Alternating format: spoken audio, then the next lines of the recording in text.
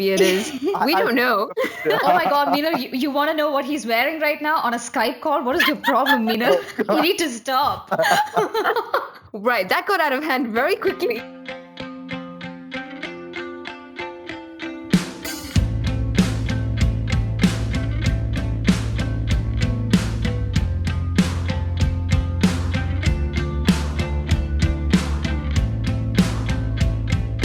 Hello and welcome to episode 12 of the Desi Outsiders podcast. I'm Meenal. And I'm Ankita. And this week we bring you our very first guest onto the show. We're very excited to introduce you to Abhishyant Kidangoor, a journalist who worked in CNN-IBN in India before joining Columbia School of Journalism this year. I'm speaking to Abhishyant for the first time, but he's Ankita's childhood friend. Yeah, Abhishyant and I, we practically grew up together from the time we were teenagers. We were 14 or 15 years old when we met, and we instantly became best friends. We would always talk on the phone. We would always be texting each other. We would always be telling each other our secrets. And he was my biggest confidant from the time I was young.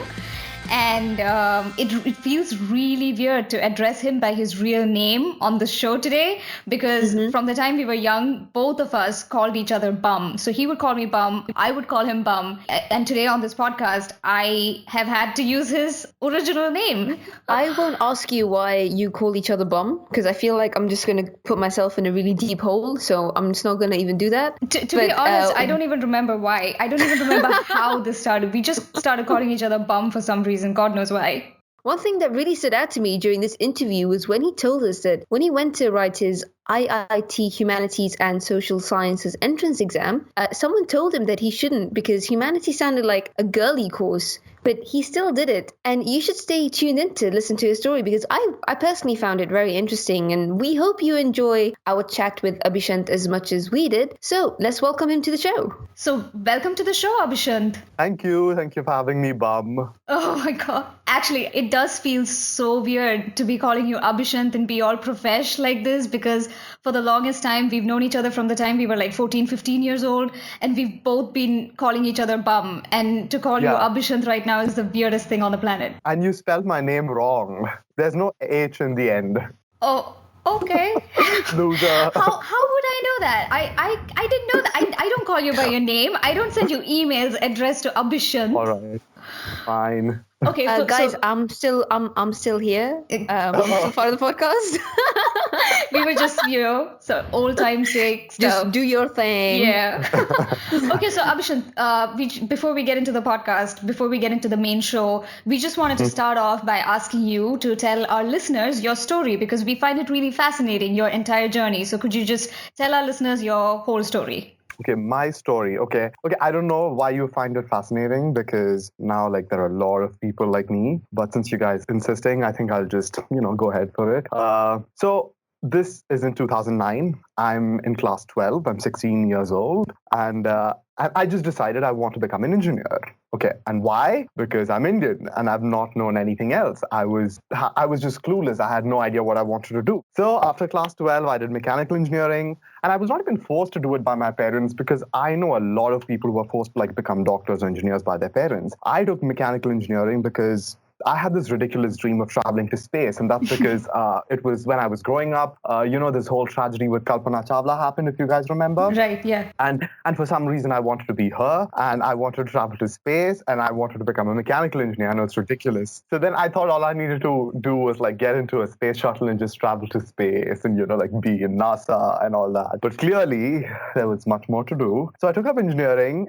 And that too, a mother of all engineering, mechanical engineering. And by my second year, I knew I couldn't do it anymore because I just was not interested. And I had absolutely no motivation. And that's when I decided enough is enough. I can't do this nonsense anymore. And, after working hard for a really long time, after convincing everyone and convincing myself, I made the decision to dump engineering and go for journalism. And again, if you ask me why journalism, I don't know. It just it was it was a momentary thing. but it was not an easy task, like shifting from engineering to journalism. I had to convince a lot of people. It was a completely different career track. And like now I've been in journalism for 4 years, and I feel like engineering was years and years ago. And I went to like a good journalism school in India. And now then I work with a good news channel. I think what could be called a good news channel in India. I don't think any channel in India can be called a good news channel, Abhishyant. It's very difficult to say that. Actually, he worked with CNN-IBN, so I would say CNN-IBN is a pretty great. Okay, that's fair enough. We'll give you that one. We will give you that one, Abhishyant. It's not like Times now.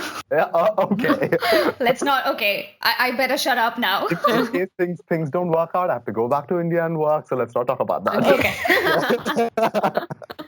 So right now I'm doing my master's in journalism at Columbia Journalism School, and that was my dream, like since my third year in college. And I'm living my dream. I'm in New York City. I love this city. I love this school. And I know journalism doesn't pay well, like as much as engineering does. And it's a very unpredictable, uncertain profession to be in. And I know a lot of people who like gave up their dreams of becoming a journalist to get into like more like paying fields like PR and everything. And even at times like right now when I'm really, really stressed out, I think about like what I'm doing with my life, but it's worth it. Like right now, it's really, really hectic. I sleep for like 3 hours a day. And Abhishyant, what are you doing that's making you sleep so little? Okay, honestly, I do not have a life. So I'm not out partying or anything. I'm trying to like meet my deadlines and like write these 1,000-word articles and complete my stories. It's just crazy. Abhishyant, what kind of stories are you writing? Are you working for a news channel? Like, are you doing an internship, or is it just you're still just studying journalism? Yeah, so here our Columbia journalism course is like really hands-on. We have to like go out, report, write stories, and like we get like full like lot of feedback from our professors. So I go around like New York City, like covering stories. It's a lot of fun. I really love it.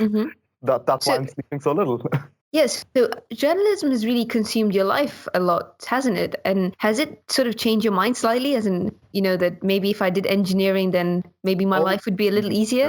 No way. So, so at times I have these thoughts because it gets really stressful. And I'm new to the city as well. So, but I love this place. Not saying anything else, but this is really, really stressful. And at times I have this, I'm like, oh, what am I doing? But you know what? At the end of the day, when I turn in my assignment, I'm like, no, this is totally worth it. I love like the process of doing it. It's amazing. Had I been in here, I would have been like in a cubicle and I would have like done nothing in life. I would have been depressed. I would have been fat, which I am kind of now. I would have been bald, which is also like me like right now. But that's coming soon. So, Abhishyant, I think for us to hear your story is something that's very fresh to our minds, because if we know what people are like in India and what most students are like in India, you're told to do engineering, you stick through engineering, and you just carry on with that for the rest of your life. But I would like to know what your childhood was like, because a lot of the times, if you're raised in a household where you're constrained to certain rules or where you're told to do specific things, you're most likely going to end up taking a career that your parents choose for you or a career that you're forced into doing. So as a child, were you constrained to certain rules? Were you open to new things? What was it like? Okay, so growing up, as I told you earlier, I was this nerdy kid in school. I was really, really dorky, and like Ankita would know it. And I don't like, and that's just me. I don't blame anyone else for that. And I used to like wake up at 3. I had these tuitions, and I used to come back home and I used to study and make notes and then go to sleep. I had no life like growing up. So that was just me. So, but I think my parents are pretty cool.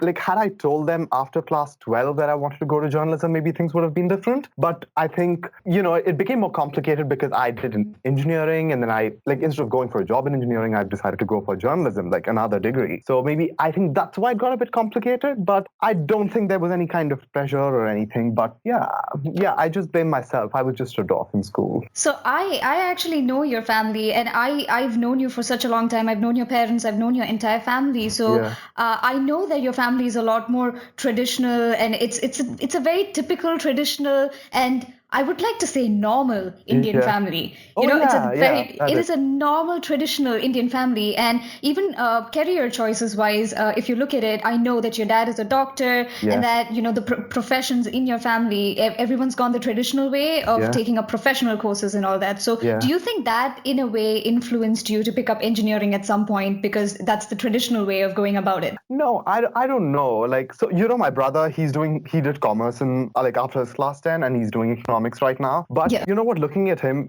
my brother is a really focused person. Like he knows his shit. He knows what he wants to do. You know, he's like I very, know that. I yeah. know. I He is know. so Yeah, I know that as well. I Yeah. totally get you Yeah. guys.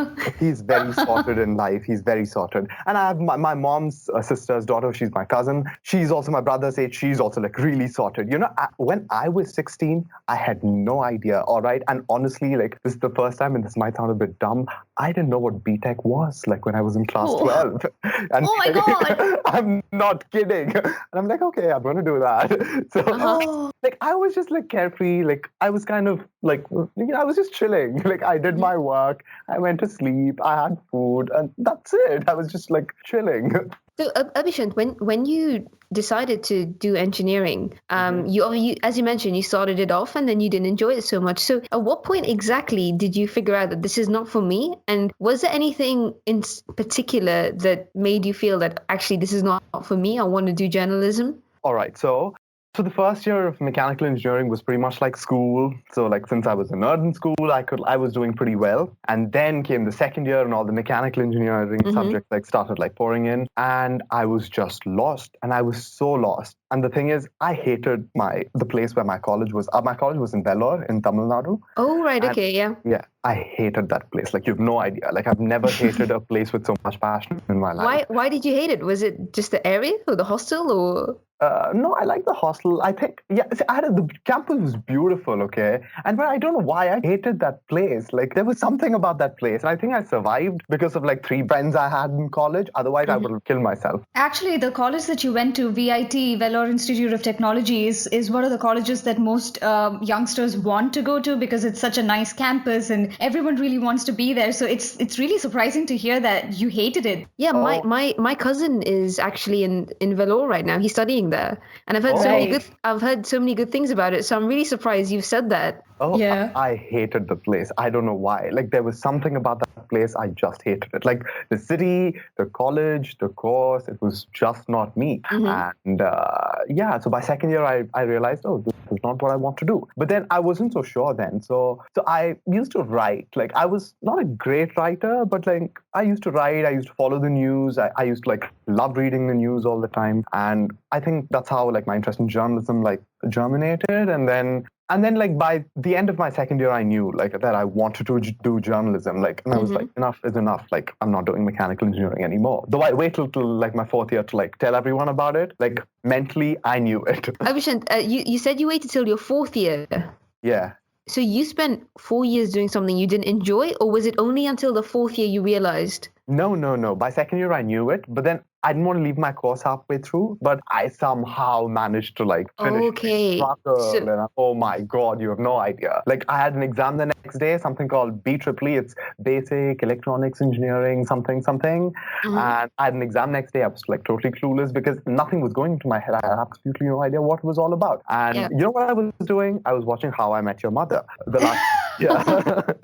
And now you're in New York. Yeah. Actually, now that you mentioned this, I remember a few frantic phone calls from you during our second year, because when you were doing second year of engineering, I was doing second year of literature. And I remember those phone calls where you would call and tell me that enough is enough, you were done with this, you didn't enjoy any part of it, you were feeling depressed, you didn't want to continue doing this. And I remember the point where you decided that you wanted to go in for something else, and then slowly you arrived at journalism. So I'm so happy that I was a part of the journey. You know, I was with you while you were making these decisions, and that is what makes the story so inspiring to me, because I saw the transition, I saw all of this happen. So I just wanted to ask you, you studied engineering for 4 whole years. So was there any part of engineering that you enjoyed, like any bit of it that you enjoyed? So again, back to my nerdy days. I was really good in math. So I got 100 out of 100 in my class 10 maths exam, and that's like a big deal. And like, I got a certificate from like CBSE and everything. Oh wow, so you're a big deal, Abhishyant. Sorry, I didn't know that. No, Yep, he is. Your Highness, I'm so sorry. Listen to the story. And that's when I was like, wow, I'm good in math. Maybe I should do mechanical engineering. Oh yeah, so what I was saying was I was good in math, and even in college, I think I was pretty good in math. So I liked math subjects, but nothing else. So, Abhishyant, when you told your family about the fact that you didn't enjoy engineering anymore and you wanted to go into something else, and not just any other degree, but something that's quite on the other end of the spectrum. I mean, there's no relation between engineering and journalism. So, did you face any resistance when you told your family? Was it difficult to open up to them? So initially I was a bit I was not sure about it. So like finally one day I decided, okay, I'm just going to tell everybody. And so we were on this, I was home, I think, for summer holidays, and we were making this trip to some temple, and then we were on the way back. So I was like, so, and then I made up these like fictional characters. Like did you say that God gave me a call? Because that's what I would have said. No, that sounds like a good. Especially on a trip back from the temple, that's exactly what you should have said. God spoke to me. Yeah. Yeah. So I was like, so I have this friend who doesn't exist, who's not doing mechanical engineering, and he's going to go for something else. I think I said fashion, and I'm like, everyone's leaving mechanical engineering. It's just not worth it, and like everyone's going to IT, and like I said the scene like that, and then I went home like 2 days later. I'm like, maybe I should also do this, like maybe I don't want to do mechanical engineering. It's too technical, and then so maybe I write well, so maybe like journalism. Was the reaction really bad, or was it very welcoming, or? No, they were really, really shocked, first of all. And especially in India, journalists have this image, like they wear this kurta, like this khadi kurta, if you know what that is. Yeah. They have a sling bag, and they grow their beard. Like they have this unruly beard growing all over their face, and like they don't cut their hair, they stink. And I don't know why. Okay, I'm not like that, and no one's like that. I've not met anyone. Well, like that. I don't know, Abhishyant. We're actually talking through Skype, so who knows what you're wearing, how big your beard is. We don't know. Oh my God, Meenal, you want to know what he's wearing right now on a Skype call? What is your problem, Meenal? You need to stop. Right, that got out of hand very quickly. Yes. Yeah, so Abhishyant, you were telling us about your parents' reaction, your family's reaction when you told them about your change of heart. Oh, so my father was like, are you sure? Maybe you should think about it. So this is like my final year. Like I think before my final year of engineering started, and my mom was like, oh no, like what? Like she was really, my mother, she overthinks, and like she's thinking about all. So I remember this incident.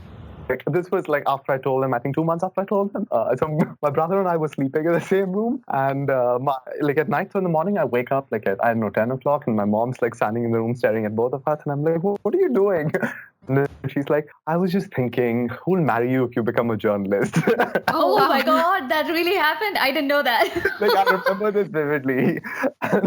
Actually, in her defense, if you think of it, she's in a society where parents are constantly comparing their kids to other kids, and people are calling her up and telling her that my daughter is going to do this, my son is going to do this, my son got placed here, my daughter got placed there. Yeah. And you were telling her this in your final year of engineering, which is the year in which most kids sit for their campus interviews so that they get placed into a company. And you were telling them that you were going to change your entire career path and start from square one. Yeah. So that must have been actually really surprising and really shocking to them. So in her defense, if she did get a little upset, I totally understand that, because in the setting like India, where people are constantly comparing, and that chances are that she would receive a phone call from someone who'd say, my daughter got placed, how did your son get placed? Yeah. So, And trust me, there were a lot of sons and daughters like that. Yeah. I know. Yeah. So yeah, exactly. So I don't think like they would have had a problem. It's just that like there were a lot of external factors. Like otherwise, I think they would have been pretty cool. It was a pretty like cool decision. Like like they're pretty cool. They let me do it. Like my dad like actually let me go. My mom let me go, and now they're pretty cool. And the thing is, when I wanted to come to Columbia, when I got into Columbia, I was not sure because it's a really expensive school. This city is so expensive, you have no idea, and I'm actually starving. And like I wasn't sure, and I was telling them maybe I shouldn't go to Columbia because I'll continue working. I'm not even kidding. It was my parents and my grandfather who forced me to come to Columbia and everything. So, oh wow. So things have changed. So I think at that point it was just because of a lot of external factors, because our society is structured in such a way do only medicine or do only engineering, and they look down on people who do arts, and that's how it is. I know that. I did literature, and so many people told me that I would have no future. You should. I'm feeling a little left out here. Meenal, you should listen to this. So Ankita wrote this exam called IIT HSEE. Oh my God, Okay. why? No, you should listen to this. So this was in our class 11, and this was like for this. Oh, so this is the course my brother is doing right now. Yeah, because he's brainy and I'm dumb. I didn't get through. It's a very difficult exam. So it was in our class 11, and both of us like, oh, maybe we should like not do science and we should do something else. And so both of us decided to give this exam. So she started preparing for it, and I was telling somebody about this, about how I'm also preparing for this exam, and that person was like, economics, like really, that's like a girl's profession. Oh my God, They said really? I that? didn't know that. And I'm like, okay, okay. No, this was the context that I gave them. That, oh, my best friend's also preparing for this, so I think I'm also going to prepare. Like, oh, no, that's a girl's profession. Maybe you should like focus on something where you have a stable career and a stable life ahead. Yeah, I'm just saying. So that's how people think, you know. You're very lucky that you didn't have a family who thought along those lines. They're very supportive because, Abhishyant, I'm sure a lot of people who are listening to us now probably may be or may have been in the same position as you, but maybe they just weren't as lucky or blessed as you are to have the family that you have and the support system you have. Yeah, I agree. And I know a lot of people like who are doing like things that they don't want to do in life and they're really upset about it. So as a student right now, you did mention you have a very good support system, but is there anything you wish you had more of? Or do you think you're very happy with everything and everything that your family has given you? Yeah, right now. So after like that, the 6 months, like after I told them and I was trying to make the transition was not so easy because everyone was really doubtful. And you should know, I was not the most outgoing person. Like growing up, I was really shy. I was like very quiet. I was nerdy. And, you know, and I told them I wanted to be a TV journalist. And everyone's like, what? Like, how can you be a TV journalist? And yeah, so, you know, like people were really skeptical at that point. And I'm like, no, I want to be a TV journalist. And yeah, so like right now, like if you think of like I was working in TV for 2 years, like I'm doing TV, and they're like, oh, okay, like people won't believe that this was the same boy in class 10, the nerdy guy in class 10. Yeah. So, Abhishyant, when you were 17 years old and you started off, I think at the age of 17, I'm assuming you were going into engineering. Is that right? Yes, I started, I guess. Yeah. Okay, so at the age of 17, if there is anything that you would tell yourself now at that age, what would you say? Figure out your life, dude. What are you doing? But that is the thing, Abhishyant. At the age of 17, not a lot of people can do that. That's true. But I know like people who are very sorted at 17, but like I was not that. I don't think I would have been that as well. So is there anything that you would suggest to people at the age of 17? Because Ankita and I just received a mail last week from someone who wasn't sure of what he should go on to study. I think he just finished his 12th, or he's doing his 12th exams. Yeah, he was doing his 12th and he was a commerce student and he was asking us, should I take a BCom? Should I go in for science? What should I do? Yeah, he just gave us a long list of different options. And we have no clue who this person is. We've never spoken to this person. We don't know what this person's interests are. And he's just a 17-year-old boy and he just sent us a list and he was like, what should I do? So yeah, if he's a 17-year-old, imagine he's someone like you who has no clue, because you mentioned at the beginning of this episode that you had no clue. What would you tell your 17-year-old self, basically? See, I would think, this is what I would say. If you have a childhood fantasy, great. But think about it. Like, if you want to travel to space, great. Mm-hmm. But you should know, like, not everyone can travel to space. So, yeah, like, what I would say is, I don't know if it's a good advice to tell them to be sorted, because I think it's a very young age to be sorted. Yeah. Like, you can't be sorted at 17. Like, I know people who are sorted, but I would not have been sorted. Bum wouldn't have been sorted. Like, we were all, like, a mess. So... But Abhishyant, I think that nowadays in colleges you have some sort of counseling system, or you have some universities have good support systems where you can actually speak to people and try to figure out what you want to do. So I think that's one thing Ankita and I suggested in one of our previous podcasts. Yes. I would like to add to that. So when I was trying to transition from engineering to journalism, and this was like the last 6 months, I wasn't so sure. So my dad knew this career counselor who worked for a newspaper, and so this was when like we still didn't know. Like, I wanted to go for it. My parents were not so convinced. And so this person came home. I like spoke to him. I had like, I wrote, I think, like I gave a test or something. And then 2 days later, he comes back with this report that said that I shouldn't be doing engineering and that I should be doing something related to like writing and journalism, you know? And that's when my father was like a little bit more convinced. So, okay, but Abhishyant, are these kind of counselors, because I mean, not everybody will have a counselor available in their school or anyone around them. So are these counselors readily available? Like, can you find them online, or do you know about this?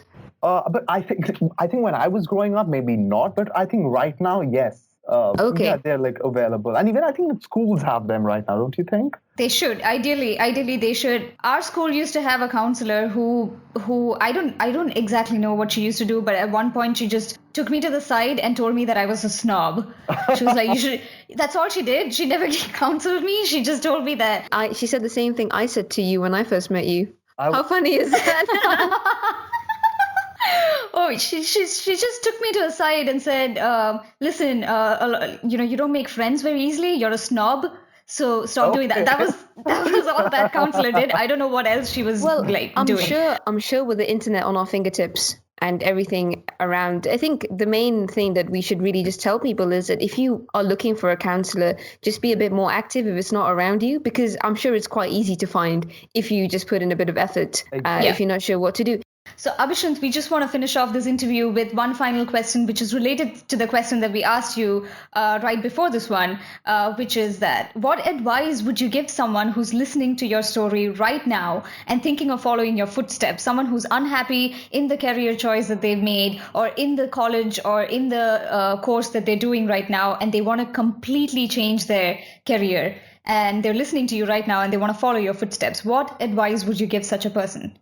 Okay, the cheesy advice would be follow your heart, follow your dreams, follow your passion. But for a student in India, this is like one thing. For someone like who's just coming out of school, this is what I would say. Please don't pay much attention to your board exams. It really doesn't count. Like, no one's ever asked me for my board marks. Like, have they? I don't think so. Nope. And no one really cares. So what you need to do then is to like find out what you want to do in life and not focus on your board exams. And I know like there's a lot of pressure in India to like do really well.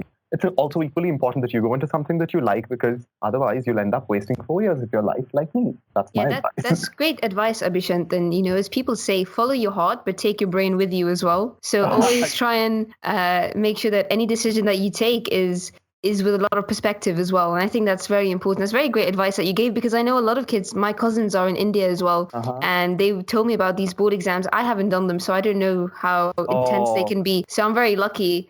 But yeah, it's a very, very great piece of advice you gave, Abhishyant. Thank you so much, Abhishyant, for joining us today. It was such a delight talking to you. I love your story. It's one story that I love sharing with as many people as possible. I've written about you on my blog, and I'm so happy that today on this podcast you could join us and share this really inspirational story with us. Thank you guys for having me over. I know like I inspire you, Bum, and like now I'm inspiring me as well. But you know what? That's who I am.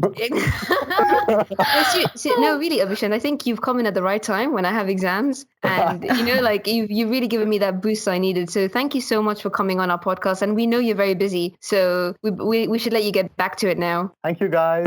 Thank you, Abhishyant. Take care. Bye-bye. So there you have it. We really hope you enjoyed this episode with Abhishyant. Thank you so much, Abhishyant, for joining us. And thank you, dear listeners, for tuning in. As always, we'd love to hear your thoughts and feedback on not only this episode, but also our previous episodes. Do leave us a comment on social media at the Desi Outsiders. If you have any questions or stories, do send them in to mail@desioutsiders.com. If you want to reach out to Abhishyant, you can find him on Twitter at AbhishyantPK. You can find the link in our description. If you like listening to us, then please do subscribe to us on YouTube, iTunes, and SoundCloud. We would love it if you could give us great reviews. So thank you once again for tuning in every Thursday and for your mails and questions. We couldn't be more grateful for the support you've shown us, especially as we're approaching the end of Season 1. So do stay tuned for more exciting episodes in the future. Until next Thursday, I'm Meenal. And I'm Ankita. And we're the Desi Outsiders.